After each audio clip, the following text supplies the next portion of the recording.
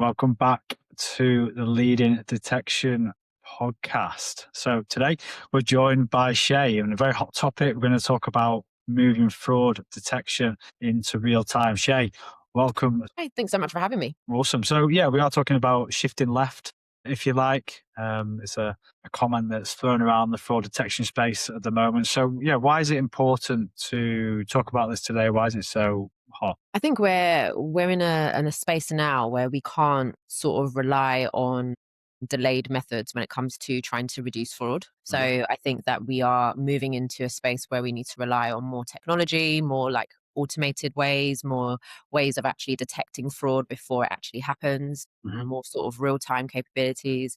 So I think now is like probably why this topic is like quite prevalent because of the space that we're in, particularly with AI and different types of technology being introduced. Mhm. We are definitely in a place where we need to make sure that we are like up to speed with that technology and putting in more preventative and detective measures as opposed to perhaps maybe in the past where it's been a little bit more reactive as opposed to being proactive. Yeah. I mean, rules were once upon a time technology many years ago. So how do we adapt from there? What is the state of fraud detection today? I think that from what I've seen, it's definitely moving into a better state. But I know in the past we probably were quite reliant on quite static rules and Mhm. perhaps not so dynamic. Sometimes it felt like we were kind of just making sure we had like the most basic rules in place in previous places. And we felt that that could sometimes be enough. But now things have just become so much more sophisticated. The types of Mhm. fraud we're seeing is so much more sophisticated. So therefore the level of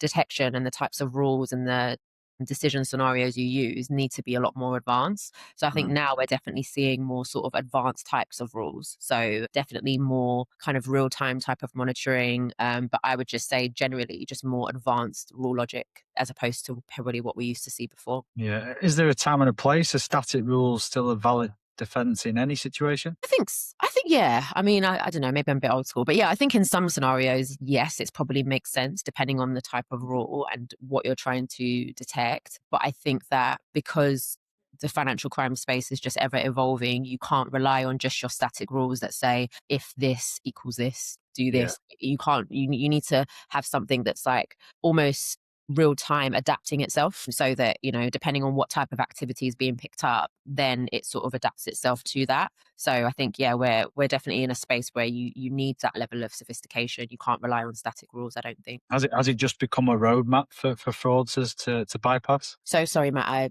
missed that. The rules, static rules, would you say it's still is it effectively just a roadmap for fraudsters to bypass? I would say yes, because I think that by now, most fraudsters would probably be able to guess what your rules might Mhm. be, or they might make a few attempts and then they probably quite easily figure out what your rules are or what your thresholds are just by making a few attempts. So I think, yes, I think fraudsters definitely are becoming a lot more up to speed with probably what type of static rules are in place, which is why if you do have things that are more sophisticated, then you're almost jumping ahead of them. Well, moving from rules into real time, what do we mean when we say real time? For me, real time is as the actual transaction or event or whatever it is taking place, it's being able to put a preventative measure in at that stage as opposed to like post event. So for example, maybe when you're going to make a payment, do a transfer some money, Mm. something that stops you being able to do that if it's fraudulent or if it potentially like has anything suspicious around it or if there's some suspicious indicators to that particular transaction. It's the action taking place at that point rather than it sort of being like, oh, okay, we're now reviewing our alerts and we're seeing that, oh, yesterday there was a few transactions that looked a little bit out of the ordinary for certain customers, but we've already let them through and we've already lost that money. So that's what we mean by real time, like actually making some kind of a decision of some sort at the time that that particular transaction is taking place. So kind of pre-transaction. Yeah, exactly. Yeah. Would you say the industry's ready? Is it set up for this kind of speed? Think so. I think we're definitely seeing things in other sort of areas of financial crime prevention where we're using that level of technology. So I would say yes. I think it just takes people being very open to that sort of technology, being open to making sure that they're keeping up with what's out there. Because at the end of the day, these fraudsters are just getting more and more sophisticated. Mm. So you almost have to keep up with the times. So I do think that we are in a place where we're ready to utilize that level of technology, but it's also the humans behind it that need to also be up to speed with what's out there, be up to speed with what kind of threats there are in order to be able to make sure that this type of technology is fit for purpose. We've also got to have a good understanding of what's out there. So, I mean, we're talking sub 100 milliseconds in some cases when it comes to real time. Humans aren't able to do that. No. So we have to leverage technology. We look at, I know AI is mentioned, but we need to split it between generative AI and kind of traditional AI and machine learning. So how are we leveraging machine learning in production to support this? So I think there's different examples that we have seen. I think I've definitely probably seen it maybe more in like AML sort of prevention more so than fraud. But I think that there's different things that we're seeing, whether it's, agents that are doing some like auto remediation to like reduce false positives, or whether it's actually like some level of transaction monitoring that's like holding certain transactions so that it can be reviewed by somebody and a decision can be made at that point.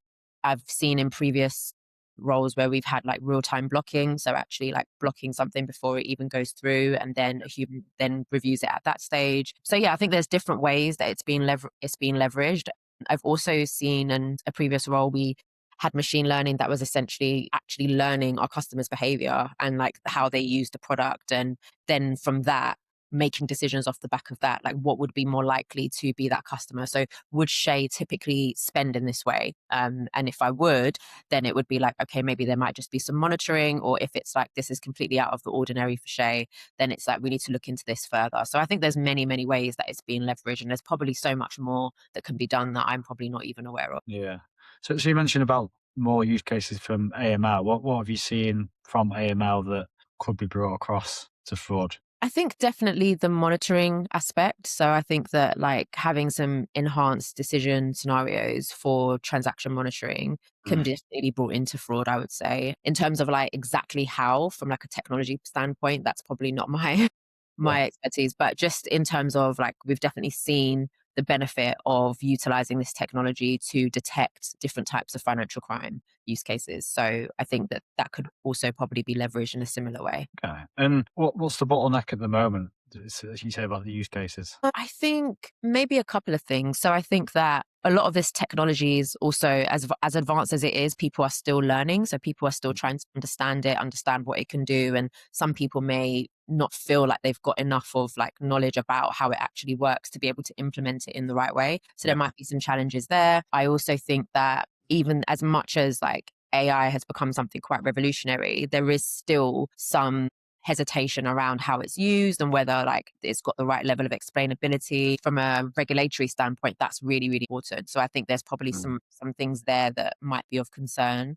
Maybe operationally. So Mhm. in terms of like the actual teams, like if the teams aren't set up in the right ways, if they're not structured in the right ways to be able to manage a lot of the outputs and a lot of the actual reviews that go into it, then I think that can be a bottleneck if you've not set up your financial crime team in the right way, if you've not got the right controls in place, if you've not got the right people in place. I Yeah. think that can also be a bottleneck. Do you think it's a people problem more than a technology problem? Do you think the technology is strong enough, too strong in some cases, and we just can't keep up? I think it's a bit of both because I think it depends on where you are. Because I've seen some organizations leverage technology in a brilliant way, and they Mm. have like the right expertise and the people to do that. And then there's some places where maybe not so much, but that might just be down to resource. It might just be not having like the right people or not having people who understand the technology well enough to be able to Mm. get the best out of it. So I think it's a bit of both. I think that in some cases, yes, the technology might be really advanced, but then in some cases, I think that maybe the people are probably not as in tune with it as they should be. And it's changing so fast, right? So it's so hard to keep up with because it's like you might think you've got it cracked one day and then Mm. something else comes up or a new typology comes up that you now need to think about how to prevent. And then, yeah, it's like you're constantly learning and as it's constantly evolving, you have to constantly evolve as well. So I Mm. think that like it is quite challenging, I would say, particularly as someone that's been around in this industry for so long. I've just seen continuously how it's changed over the years. It's so different to when I first started as like a junior fraud analyst, for example. And, I was looking through things manually and I was investigating things manually. And there wasn't any AI, there wasn't any technology that was telling me what type of decision to make or Mm. summarizing my cases for me. I was doing all of that myself versus now where you have all of that. And of course, that's going to make things easier and it's going to and maximize your efficiency, but then there could be challenges around that as well. Yeah. And to bring me back to kind of real time continuous monitoring using machine learning and how it's changing so quickly, do you think that's why the vendors are having a good time at the moment? Because in-house teams, end users just can't keep up with how much it's changing. I think so. I think so, yeah, I think so. But I think it's like it benefits both parties, I would say. I think the Mm. vendors and also the teams that actually need this technology are benefiting from that as well. Yeah. I mean, speaking to many vendors, of course, they love their product and whatnot, but it's a genuine concern that they're not seeing anything as good Mm. in-house at the moment. So it's tough, right? Yeah. No, it definitely is. It definitely is. And I think that I guess it depends on the organization you're in, but sometimes you have like the build versus buy challenge. And I've definitely worked in places where we've probably thought, oh, maybe we can build our own Mm. solution. Maybe we can build our own machine learning model, or we can build our own sort of case management tool for fraud or for AML. And it works to some degree, but then it sometimes might get to a point where it's like, oh, we do need to leverage some sort of external vendor or technology to even make this even better. So I Yeah. think that, yeah, there's definitely I've seen it both sides. Would you say it's difficult also for end users, for companies in this kind of real time continuous monitoring space because there's so many different aspects, so many different types of data, different specialists, like for it to be standard across the industry? What's your perspective on that? I think, yeah, I think it is hard because there's so many moving parts and then there's so much to get up to speed with at the same time. But I do think that collectively, I think because we can see that as a society, not just like within like the financial crime prevention space, but as a society, we're moving that direction where we are leveraging technology, we're leveraging AI in different ways. So I think over time, people will continue to be bought into it. So I think over time, we'll see an improvement, but I can definitely see the challenges it brings now for sure. And when it comes to what's actually working and what's hype, what are you seeing? That's a really good question. Maybe I'm biased, but I do feel that sort of like agentic style capabilities are working really well, particularly because what it's essentially doing is it's removing the bottleneck of having so much false positives that actually the actual agents aren't having the time to remediate the cases that they should. So it's freeing up analysts' time, it's allowing them to be more efficient, it's allowing them to mitigate their risks effectively. There's so much that just by that level of automation, it's helping the analysts get better, do their jobs in an efficient way. So I think I've seen like that as like something that's positive. I would say that that's a good thing. I would also say even when it comes to monitoring, like monitoring and screening, again, the types of like models that are helping to support that, again, I think those are positive too.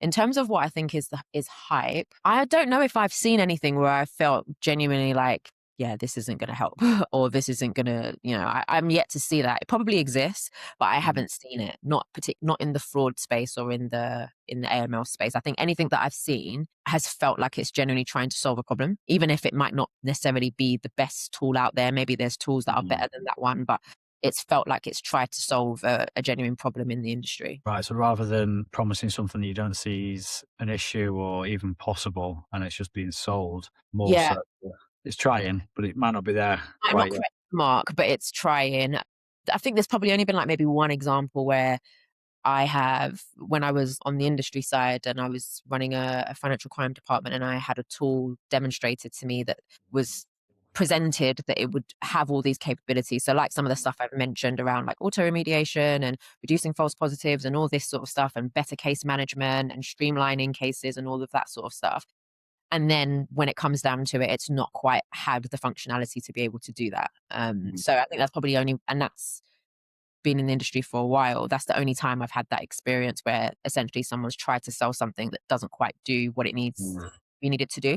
But then I also think on the flip side of that, you as the organization about to buy the tool, you need to have a good understanding of what your use cases are and what you need and what kind of typologies you're trying to prevent, what risks you're trying to mitigate, how you want your teams to use these tools. And you need to go in with a lot of that information because once you ask the right questions, you can identify quite quickly that Mhm. this probably isn't the tool for you. And it won't just be that someone's just trying to sell you something that looks shiny and sounds like you need it. I think you also need to be equipped with a lot of information and understand, yeah, you understand like the capabilities that your team needs. And I think you'll be able to see straight through it. When people are buying these tools, do you think there's sometimes too steep of a kind of ramping up, learning how to use it, and that's what people are almost fearful, especially in such Yeah. a critical space like financial crime and fraud. Like you don't want to be making too many mistakes. Exactly. And you're often against the clock as well. So let's say, for example, I've worked in places where we've had like a huge backlog. Like I've joined companies and it's like there's been a huge backlog of transaction monitoring rules. We need Mm, something quick and fast. And we want the team to get up to date as quickly as possible because we still have cases that we need to remediate. And as much as we can take a risk based approach to remediate in those cases, we still need to try and bring these volumes down. So yeah, I probably in that scenario probably wouldn't want something that is presenting itself to be extremely complicated for the end, like for us as like the end users. I'd probably mm, want something that's efficient, does what we need it to do, but it's also very user friendly. So yeah, mm. you're right. Do you see these AI tools, ML tools, as more of a co-pilot, or do you think we will be able to pass more responsibility over to them as they evolve? I would be hesitant to like say we would be passing loads of responsibility to them. I see them more as like a co-pilot, like you say. So I think the way I've always envisioned it is it's there to support and streamline, but it's not there to completely take over the human elements that are still needed. Because I think Mhm. when it comes to financial crime, there's so many nuances where you still need that human intervention. You still need somebody to investigate the really high risk cases. You need somebody to make sure they're submitting the suspicious activity reports correctly. There's a lot that still requires a level of human judgment, and it's Mm. not something that you can pass over to AI. So I think that there definitely needs to be that balance. To be controversial with the AI tools, I mean, as a senior, someone who's seen it all, been through a lot, has a co-pilot, that's great. That co-pilot may have been a junior or someone previously. How do you think the tools will be strong enough to support a junior who came in, who still had the human kind of perspective, but hasn't quite seen it all yet? I think so, yeah. Because I think if anything, it's probably going to help that junior person have more of the exposure that they need to get upskilled. Because if these tools are getting rid of the false positives, they're remediating the cases that are taking analysts time that actually aren't beneficial to them, then I think they'll learn more because that means that their time and their focus would just be on the actual cases that require the level of investigation that's going to help upskill them. So I think Mm. from that perspective, I think they'll actually benefit. Do you wish you had them tools when you were an analyst? That's a really good question. Only when we were inundated. So when we were really inundated with cases, yes. But I Mhm. think that at that time, it was probably a really good way for me to learn the intricacies of like because it was a new industry for me. So it was a good way for me to like learn because I was forced to investigate it, whether it was a false positive or not. So I think it was good for me. But then I think once I started to get a bit more up to speed, then after a while, repetitive false positives are just not the best use of your time. So I think at first, maybe not, but then when you start getting better and when you Yeah. start understanding it more, you get to a stage where you're like, yeah, no, this is not the best use of my time. I want to work on the more juicy stuff. But you had to do the hard yards first. I did. I had to do the graft. Yeah. And how about things or tools within the space that you haven't seen yet, but you wish someone would maybe solve or look into? I think it's not to say I've not seen it, but I think because I have maybe in the last few years, I've been probably more on other sides of financial crime more so than the fraud space. But I think I'd love to maybe spend a bit more time and understand some of the nuances of some of the fraud technology that's out there now and seeing like, is there more that could be done in the fraud space? Because I think we do speak a lot about AML and we speak about fraud prevention and we speak about that. But then I do think that maybe there is probably more that could be done in the fraud space, but I need to spend a bit more time. I feel like I've neglected it a little bit, but I need to Yeah. get back and spend a bit more time there. But I remember years back thinking that it would be great to prioritize fraud detection more. And it would be great to have more sort of like real time type of monitoring and real time actions for fraud more. And this was like maybe only Mm. 4 years ago, if that. So I remember feeling like that when I was looking at the technology out there, and it would be great to see from then to now, like how much that's evolved. I mean, from your journey within financial crime, because fraud was kind of maybe seen as the younger sibling, right? Yeah. As kind of a bit of the Wild West, and but it's growing in importance, right? Do you think it'll get to a point where AML is effectively fraud down the line, and we need to stop it at source? Probably, yeah. I mean, like fraud is a predicate offense to money laundering. So I think that, yeah, I think it could get to that phase if we're not trying to keep on top of the prevention capabilities the way we do with AML, then yeah, Mm. most likely. What do you think prevented it previously? Why is it only now that it's that? I mean, Framel or not Framel depends on who you are, but um, why is that conversation only happening more recently when previously it was quite siloed between fraud and AML? I don't know. Maybe that's a good question. I feel like where the spaces I was in, it didn't feel like that. I wouldn't say it felt that it was separate. I think maybe when I think about how the teams were structured and how we would structure our department, you're right in the sense that we would probably have like a dedicated fraud function and then a dedicated like AML team, but they would still work quite closely together. Mhm. But you're right, there would be that kind of separation. But I think that it was necessary for it to be that way because I think that there was like different levels of like reporting that needed to be done for both types of financial crime. There was different types of investigations that needed to be done, even if they were similar. So I do think it wasn't necessary for it to be like that. But I think that now I just think maybe just down to the sheer volumes and sophistication of fraud, it's now becoming more and more of a topic, and in conjunction with money laundering. And what are your thoughts on kind of AML and fraud getting closer to cyber as well? I think it's necessary. I think that, it's something that we thought about in previous roles. It's something that we were probably unofficially trying to do or unofficially trying to get exposure to or trying to understand how it all links together. But I think to me, it feels like a very similar space. It's almost like we're all in the same atmosphere almost. So I think it makes sense that everything's starting to collaborate a bit more now, particularly with like the types of crimes and cyber attacks you're seeing and things like that. It all kind of ties in together to me. The waters have been muddied on whose responsibility is. 100%. And if we're looking forward, so kind of fraud heading into 2026, we're already there, but kind of what do you think needs to change for real time or AI driven fraud prevention to be more of the norm? What do I think needs to change, do you mean? Yeah. Maybe not. Don't know if changes. I don't know if I would say it needs to change per se, but I think maybe it's more just like getting really up to speed with like how far AI can go when it comes to Mm. fraud and what like possible types of typologies could emerge. So really sort of staying close to it because I do think that we'll probably see even more sophisticated types of attacks that we probably didn't think would be possible maybe even like a year or two ago. Yeah. So I think we probably need to shift the thought process into rather than just what are we seeing now, it's kind of, okay, based on the level of technology that we know is out there, what could be possible? And start almost like start putting like your fraudster hat on a bit and thinking like, what could somebody do with this? And Mm. how far could they take it? And what preventative measures do we then need to have in place? And that could be hard to do, but I do think that it's constant like horizon scanning, constantly looking at your landscape, constantly looking at whatever sort of industry you're in or what type of products you have. Like, what are the things that could potentially emerge from a fraud perspective and AML as well, or financial Mm. crime more broadly. But I think fraud in particular, I think it's like time people start thinking ahead and thinking, yeah, what could be possible. I even think like I would love to start thinking a bit more like that, like what sort of things could we see based on the technology that we're seeing already. We're seeing so much. I mean, we're now a few years ago, something probably like deep fake probably just didn't even seem possible. But now it's like it's so common. You almost can't separate what's real from what's fake sometimes. Like you Mm. see videos online and they look so convincing, you don't even know if it's real.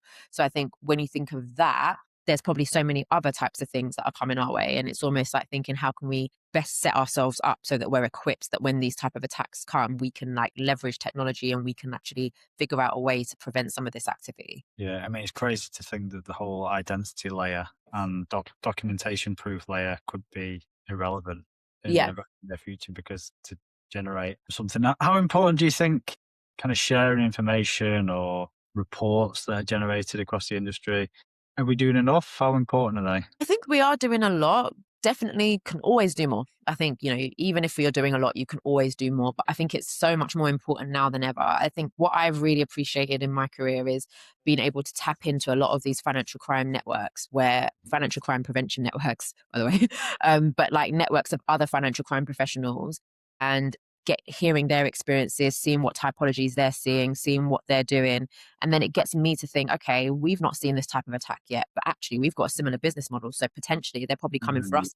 So that I can take that conversation internally to say, let's build some controls around this because this is what, our counterparts are seeing. So I think these type of networks and that type of information sharing is especially now more important than ever.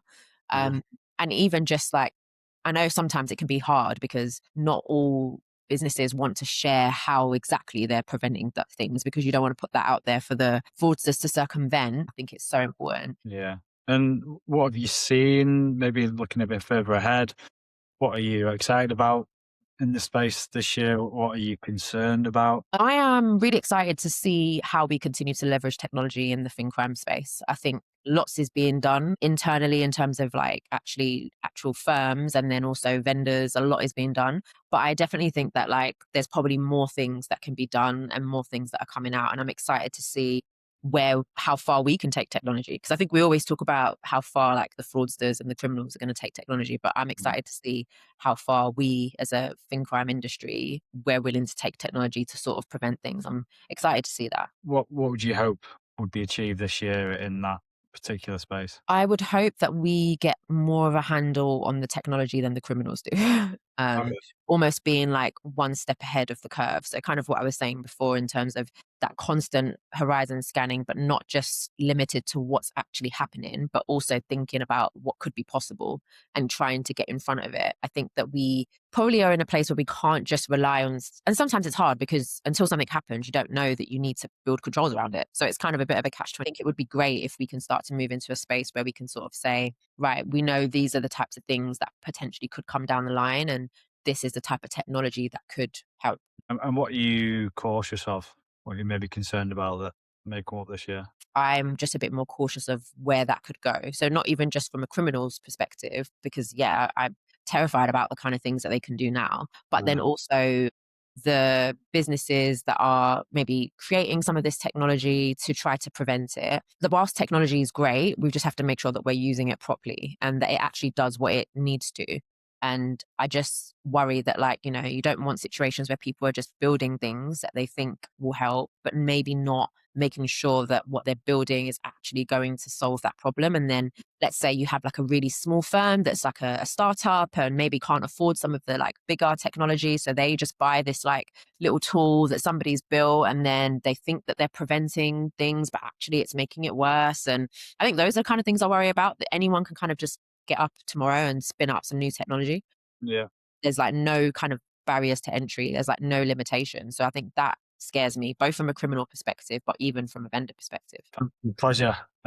You joining us today, Shay. If people wanted to catch up with yourself, what you're working on, what you got coming up this year, where can they find you? So yeah, so I'm on LinkedIn, Shay Yinusa. So yeah, LinkedIn is probably the best place to find me. Nice. So we do have a Women in Fin Crime event coming up in March. I think Nice. the final date is still being finalized, but definitely Yeah. keep an eye out on my LinkedIn and I'll always post upcoming events. Okay. TBC. Keep an eye out for that. But it's Yeah. been an absolute pleasure, Shay. Thank you very much for joining us and sharing your insights. Thank you. Thanks for having me, Matt. Awesome. And to the guests, listeners, even. Ciao for now. Thanks.